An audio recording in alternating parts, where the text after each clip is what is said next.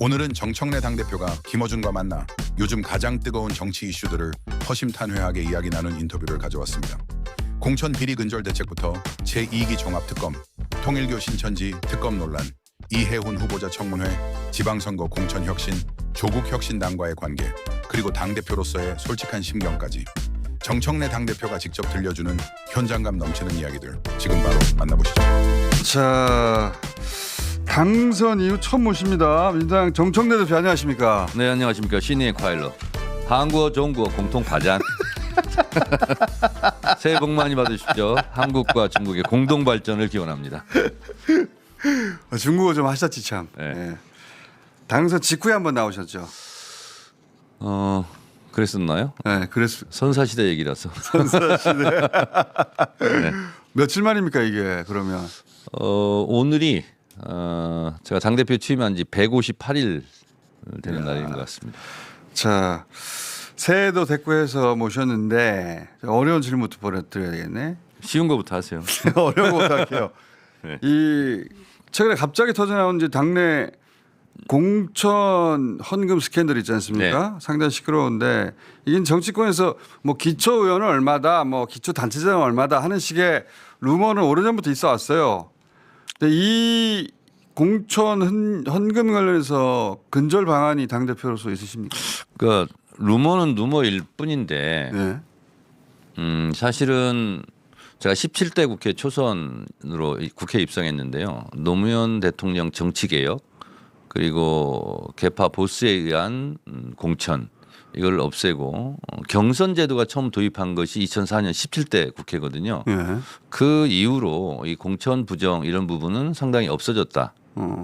과거에 비해 상당히 그렇습니다. 그래서 17대 국회 이전과 이후가 좀 그런 부분에서 달라진다라고 저는 생각을 하는데 분기점이긴 한데 이번에 저도 상당히 좀 당황스러웠어요. 이런 일이 있을 수 있나 이런 생각이 좀 들었는데 저는 뭐 이 이외에 다른 일이 없다라고 믿고 있고 없기를 바랍니다. 그런데 그랬으면 하지만 네. 아예 없을 줄 알았는데 지금 물론 아직 뭐 수사가 제대로 이루어지거나 또는 그 본인의 해명이 확실하게 나오거나 하지 않았기 때문에 단정할 수는 없는데 그런 스캔들로 시끄러운 마당이니까 앞으로는 이런 일이 없도록 전수조사를 한다든지 아니면은 새로운 제도를 도입한다든가 이거 어려운 질문이긴 한데 이런 일은 뭐 저희가 어떻게 예상을 해서 그렇긴 할 하죠. 수는 없죠.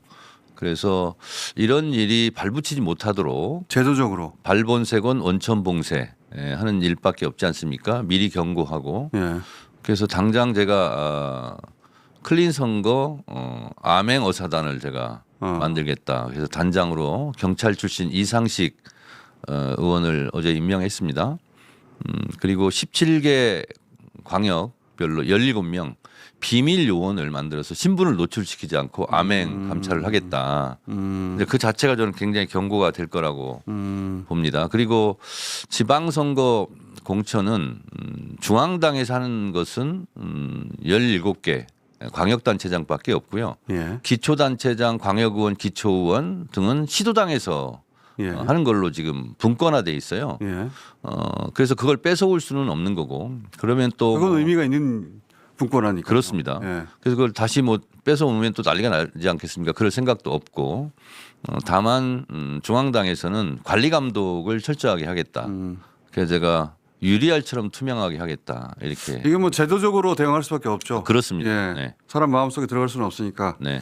뭐 요즘 좀 유행이 되는데 시스템 에러냐, 휴먼 에러냐 이런 얘기 하던데 이거는 시스템 에러라기보다는 휴먼 에러에 가깝죠.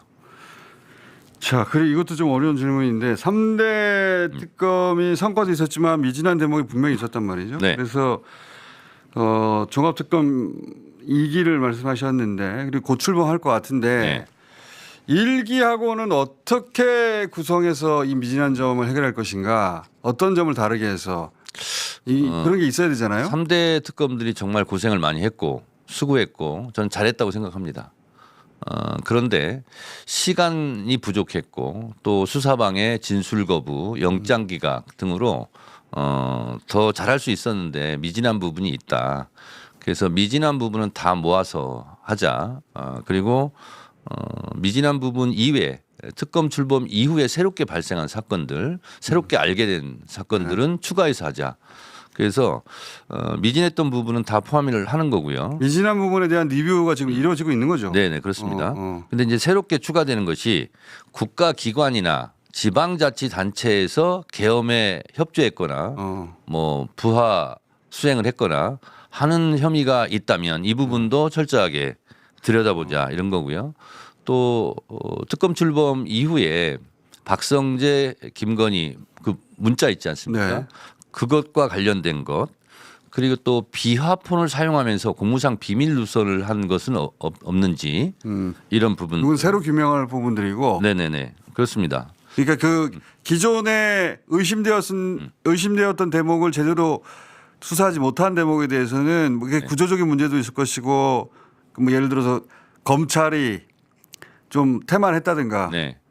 그 사보타지를 좀 했다든가 또는 그 외에도 뭐 영장 기각도 분명히 영향을 끼쳤을 그렇습니다. 것이고 근데 이제 영장 기각은 내란 전담 재판부가 발족하면서 어느 정도 해결될 것이고 문제는 검사 중심으로 가느냐 혹은 수사에 강한 경찰 중심으로 가느냐 이 의견도 분분하잖아요. 저는 검찰과 경찰이 합동으로 협력해서 하는 체제가 제일 좋다 이렇게 생각하고요. 그래서 예를 들면 검찰이 지휘하고 경찰이 지휘를 받고 이런 게 아니라 어떤 사건을 경찰이 주도적으로 팀장을 해라. 뭐 이런 형태가 좋을 것 같아요. 그런 형태. 그런 가리마도 타줘야 되는 것 같아요. 네, 그렇습니다. 그래서 저는 지금까지 많은 국민들의 의심을 받고 있지만 명확하게 해결되지 않은 것이 노상원 수첩은 그렇죠. 도대체 누가 불러줬느냐. 네, 그 그러니까요. 명단을 누가 처음에 기획을 했느냐. 그렇죠. 근데 참 이상한 게 여기에 왜 갑자기 당시 여당 대표였던 한동훈이 딱 들어가 있지? 그러니까요. 이건 누구의 발상이냐. 네. 이런 최재형 부분. 목사가 왜 거기 들어가 있지? 왜 그렇지? 이런 거. 그리고 또 하나가 뭐냐면 최상병 특검 같은 경우는 다 잘 했는데 아니 임성근 사단장을 왜 구하려고 그랬지? 누가 그러니까요. 구하려고 그랬지? 무슨 이유지? 그 수많은 변들 중에 왜 임성근 하나를 위해서 이렇게까지 그렇습니다. 했지? 대통령한테는 투스타 같은 경우는 별로 보이지도 않을 텐데. 그러니까요. 그래서 구명로비 의혹 이런 거요. 완전히 통째로 빠져 있죠 지금은. 그렇습니다. 그리고 김건희 특검 같은 경우는 양평 고속도로 같은 부분이 맞아요. 아직 미궁에 빠져 있어요. 네. 그래서 그런 부분.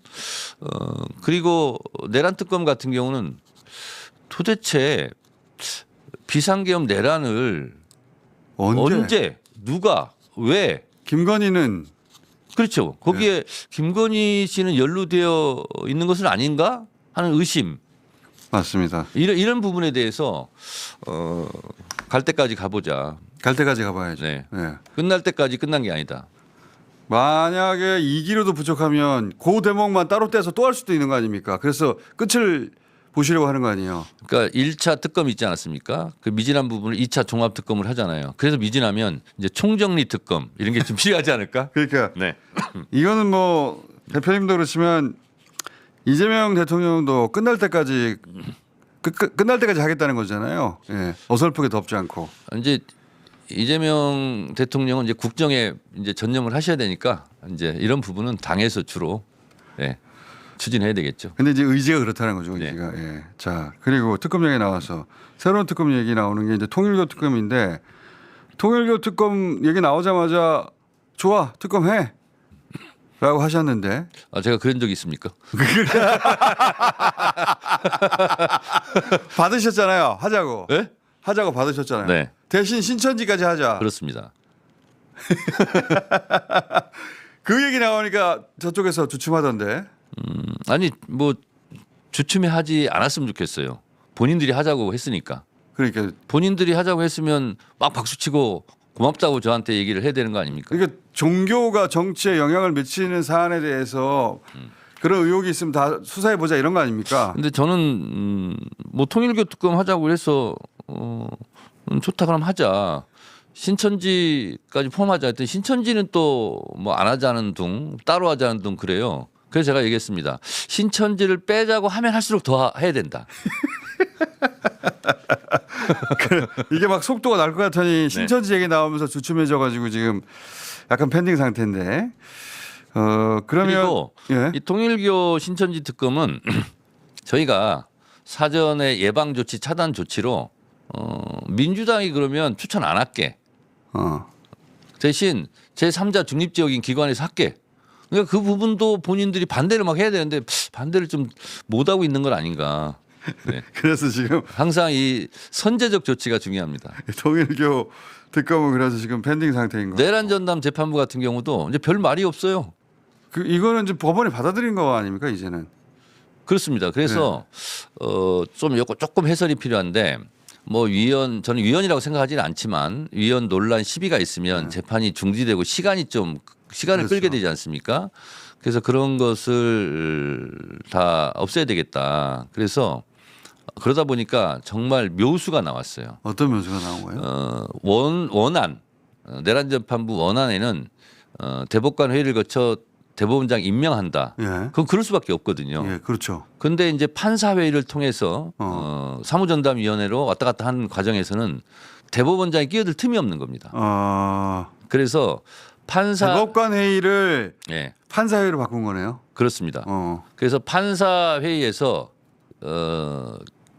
판사들에 대한 기준, 내란 전담 재판부의 판사의 기준을 만들면 사무전담위원회에서 그럼 요 기준에 맞게 이런 사람으로 하자.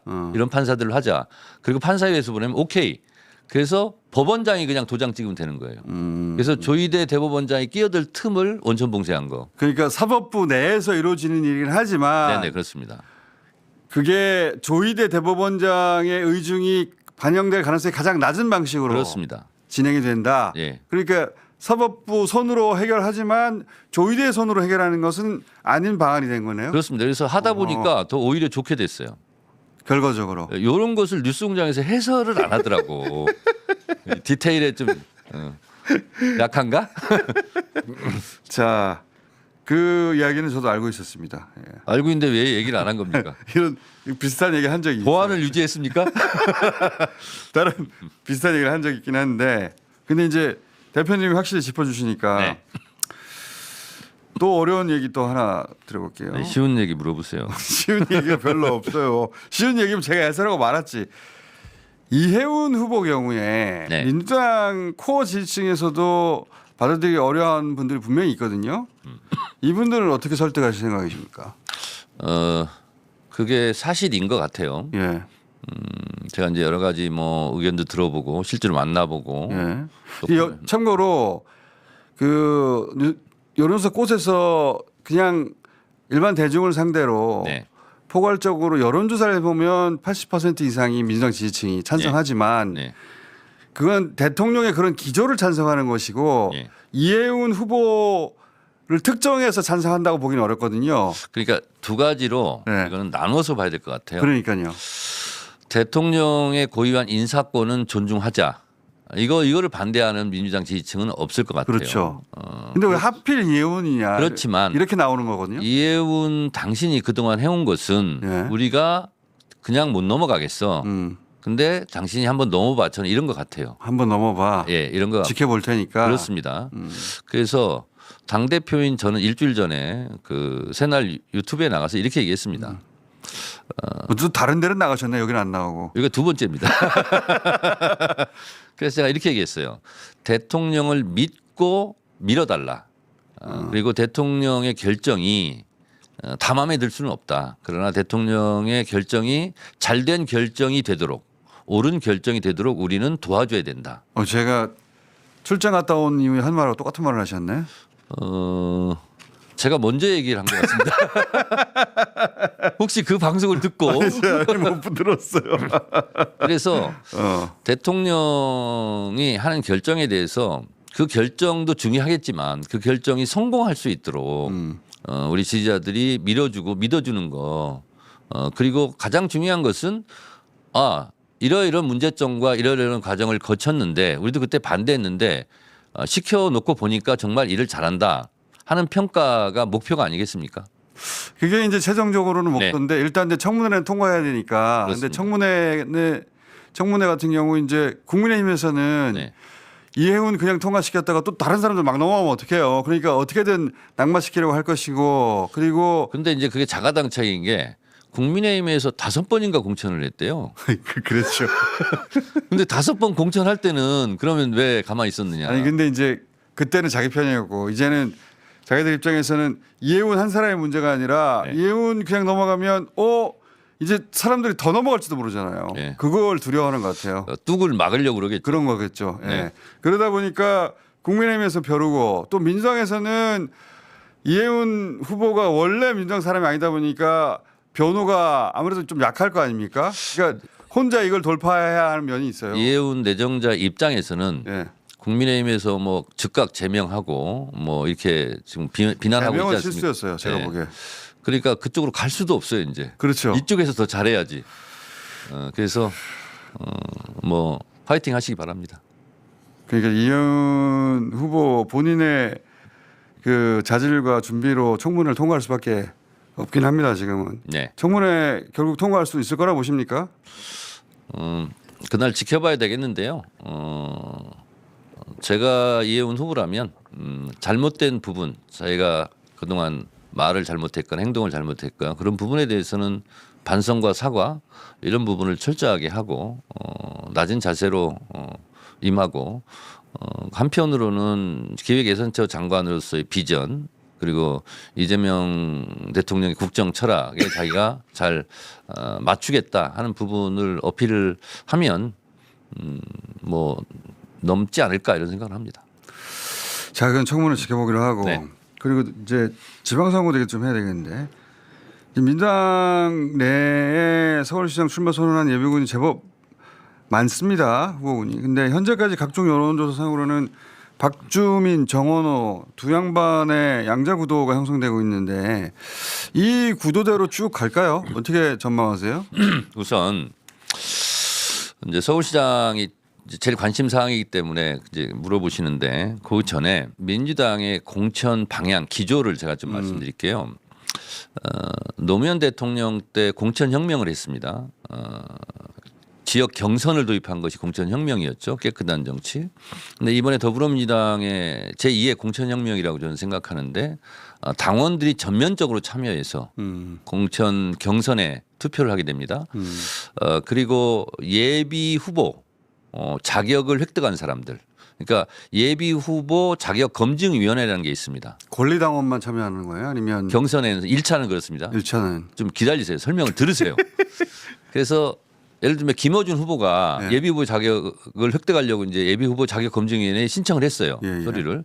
그러면 이건 뭐 술도 많이 먹었고 음주 3회고 뭐 폭력 그러면 예외 없는 부적격 처리가 됩니다. 거기서 그럼 후보 자격을 획득을 못 해요. 예. 이런 혹독한 과정을 거쳐서 당신의 예비 후보 자격이 있다. 예. 그 사람들은 다 경선입니다.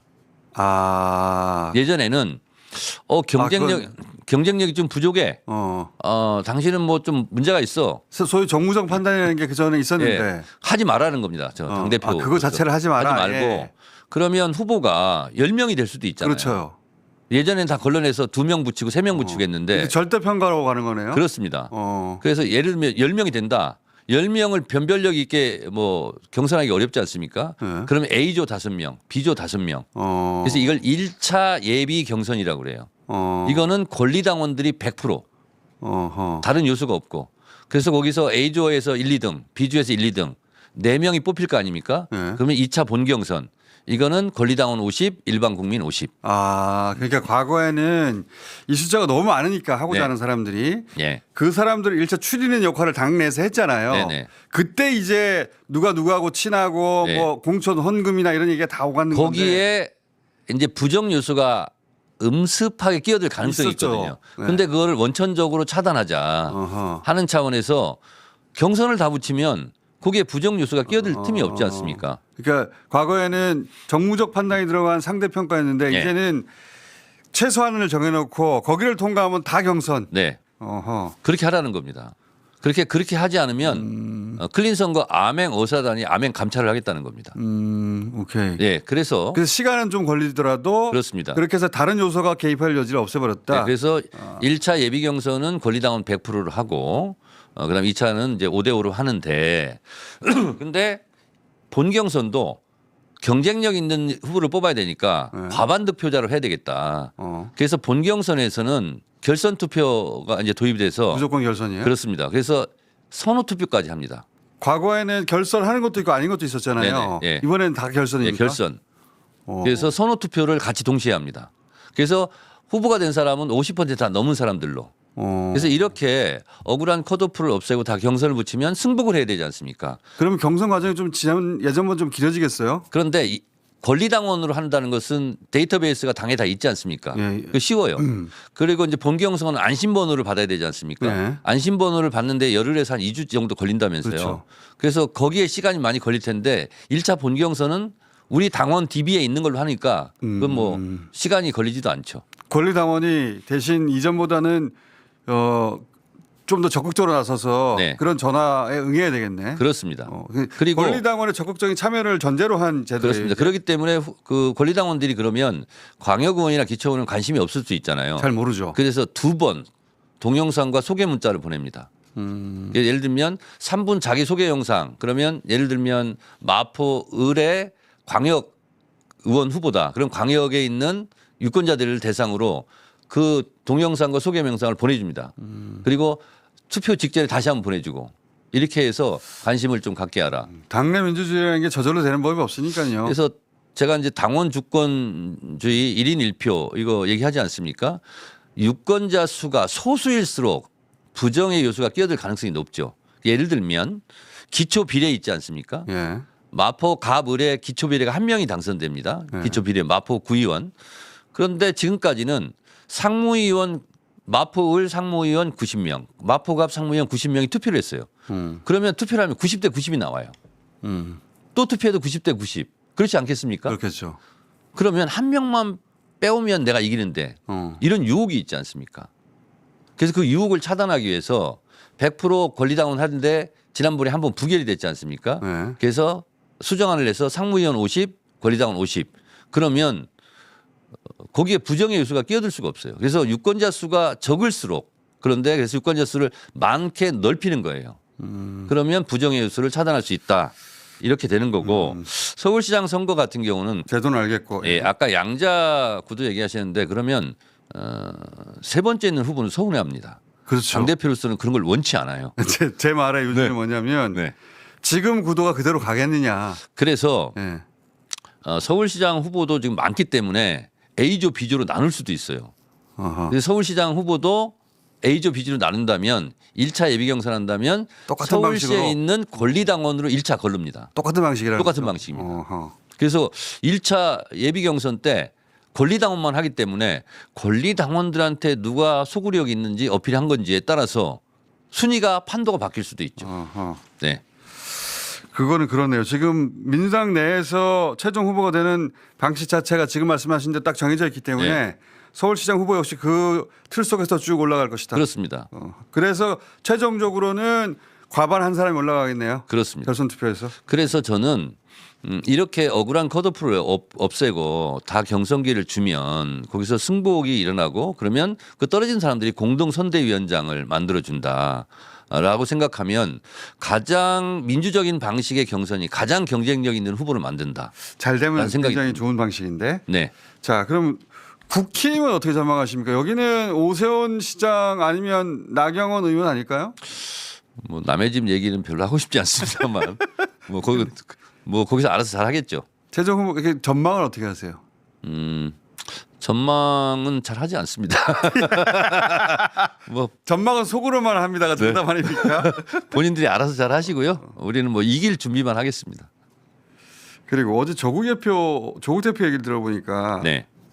조국 혁신단도 변수니까요. 지방선거까지는 그 자강의 시간이라고 표현을 하는데 지방선거까지 조국 혁신단과 관계 설정은 어떻게 하실 생각이십니까? 제가 조국혁신당 태동할 때 따로 또같이라는 표현을 썼습니다. 저는 뭐 같이 하면 더 좋겠지만 조국혁신당에서 같이 하기보다는 따로 하자 이러면 거기에 따라 제가 또 응수를 해줄 수밖에 없는 거지 않습니까? 그렇게 되면 치열하게 경쟁을 하는 것이고 네. 저는 더불어민주당 대표로서 더불어민주당의 압승 완승을 위해서 노력할 뿐입니다. 그건 항상 그래 왔었는데 네. 그러니까 그런 얘기 한 적이 있거든요.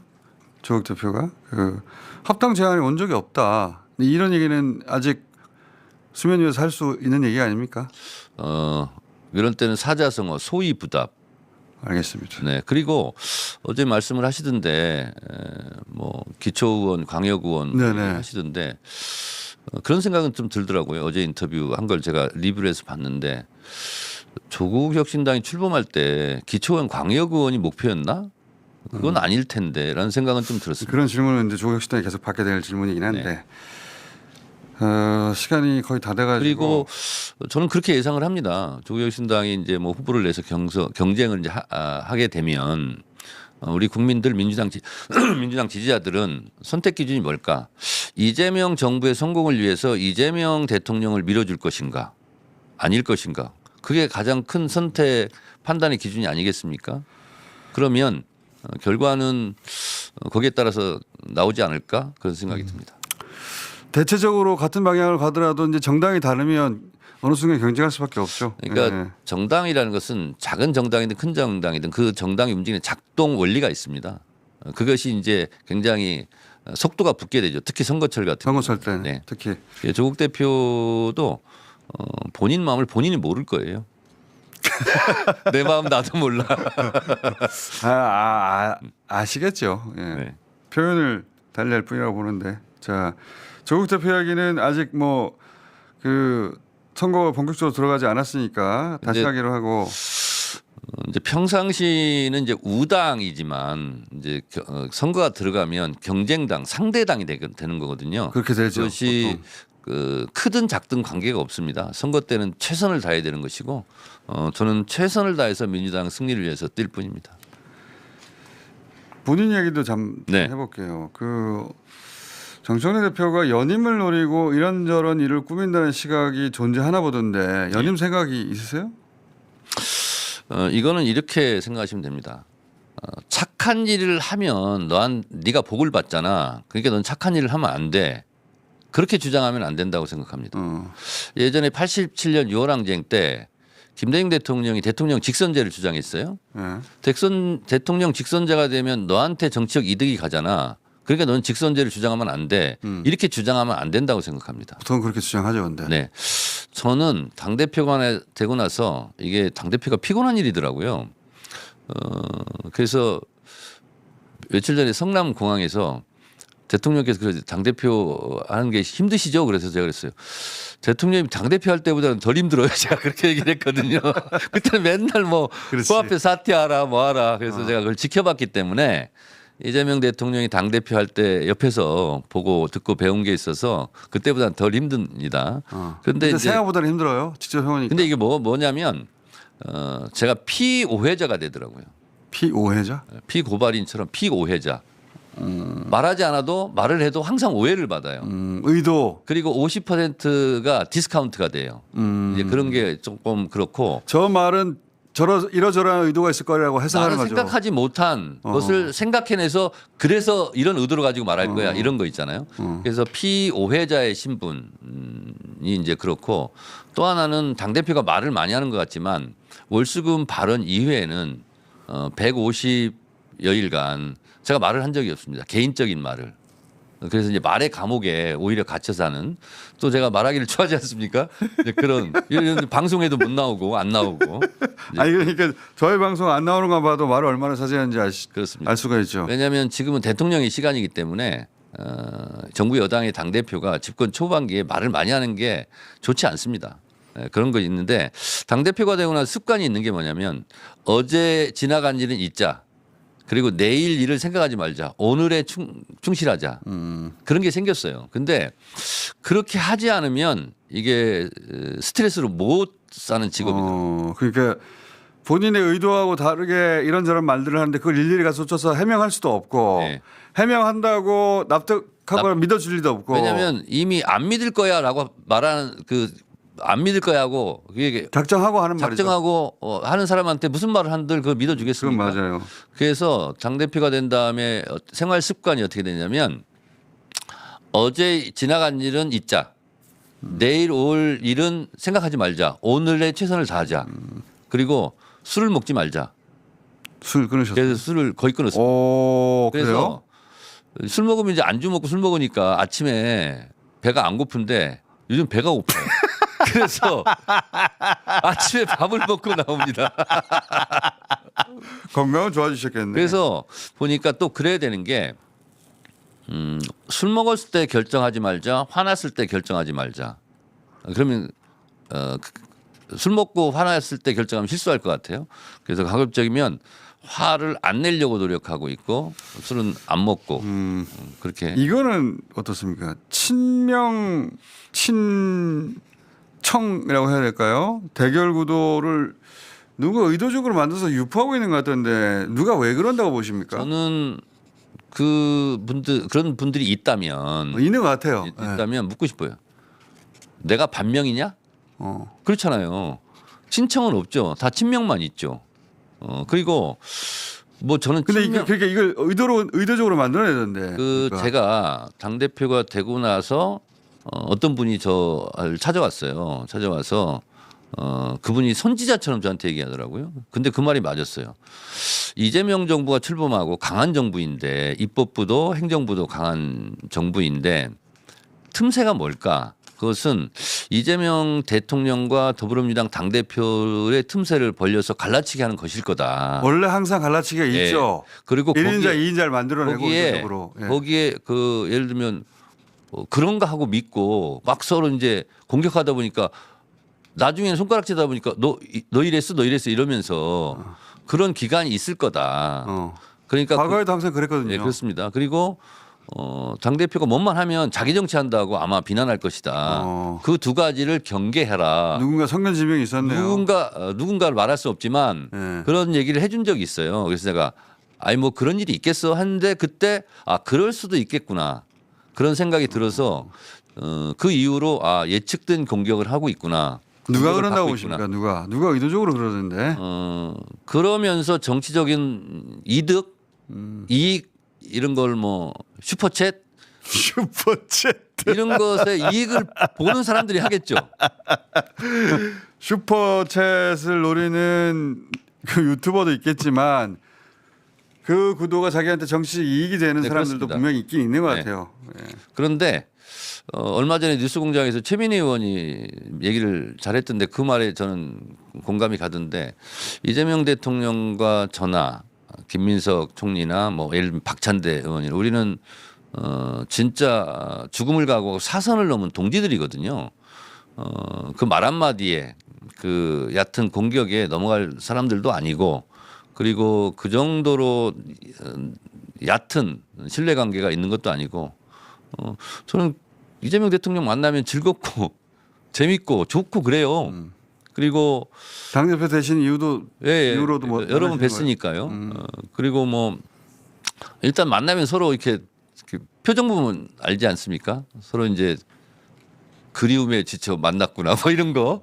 뭐 그 좋아요 저는 사실은. 그리고 저는 개인적으로 이재명 대통령의 개인적으로 고마움을 가지고 있어요. 이재명 대표 체제가 아니었으면 당내 개혁을 할 수 있었을까? 예를 들면 1인 1표제라든가 당내 민주주의 이런 부분 제가 오래된 수건 그런 게 있고 이재명 대표 체제가 아니었으면 제가 법사위원장을 했겠습니까? 다른 대표라면 법사위원장을 저를 시킬 수 있었겠습니까? 안 시키죠. 못 시키죠. 이제 그런 것이 저하고 저하고 합이 잘 맞아서 여기까지 왔기 때문에 동지적 신뢰를 잊지 않고 고마움을 갖고 있습니다. 그럼 오늘은 언제 다시 나오실지 모르니까 마지막 질문으로 당대표 해보니까 아까 네. 생각보다 어렵다고 하셨는데 뭐가 제일 힘들어요? 일정을 제 마음대로 못 합니다. 그렇죠? 네. 그건 뭐 당연한 거잖아요. 근데 아니 근데 예. 내 마음대로 살고 왔는데 어디를 가려고 해도 대표님 거기 가시면 안 됩니다. 그러면 서로 다 와달라고 그럽니다. 이게 가야 할 곳과 가야 하지 말아야 할 곳을 본인이 정할 수가 없어요. 제가 정할 수가 없어요. 일정 팀에서 하면 저는 이제 불만이 많아요. 내가 여기 친한데 나 여기 가고 싶. 대표님 여기 가면은요 난리 납니다. 그리고 언론 인터뷰 같은 경우도 지금 안 했는데 어디 한 군데 하면 뚝이 터져가지고 다 해야 되니까. 다 해야 되고 그럼 비서실이 들볶여서 못 산다는 거예요. 저희 나오셨으니까 이제 다 하셔야 되겠네. 그래서 이제 걱정입니다 지금. 아니, 새해니까 한 바퀴 도세요. 네네네. 그런 게 좀 어렵고요. 아까 말씀드린 대로 피오해자의 신분 이것이 좀 음. 어렵더라고요. 근데 대통령께서도 당 대표 할 때 이제 그런 경험들을 많이 했을 거 아닙니까? 그러니까 많이 그냥 들으라고 저한테 그러시더라고요. 남이 받는 오해를 풀어만 주다가 예. 본인이 직접 그런 오해 대상이 되니까 그래서 제가 가끔 그런 생각이 들어요. 이재명 대표 때 정청래 최고위원이 있지 않았습니까? 예. 종횡무진 활약했던. 근데 정청래 대표 체제에서의 정청래는 누구지? 그런 생각을 좀 하고 있습니다. 그게 지금 제일 아쉬우시구나. 그럼 여기 가끔 나오세요. 네. 본인이 직접 해명하세요. 그래서 그러면 이제 길을 텄으니까 이제 불러줄 때까지 기다리지 않고 나오고 싶으면 나오겠습니다. 우리 여러 번 모시라고 했는데 안 나오신 거예요. 네. 자, 오늘은 그러면 올해 첫 시간으로 하고 네. 선거도 큰 선거도 있으니까 한 두세 번은 더 나와주시는 걸로. 그냥 상황 봤어? 뭐 하여튼 제가 필요할 때 연락을 드리겠습니다. 자, 정청래 대표였습니다. 감사합니다. 네, 고맙습니다.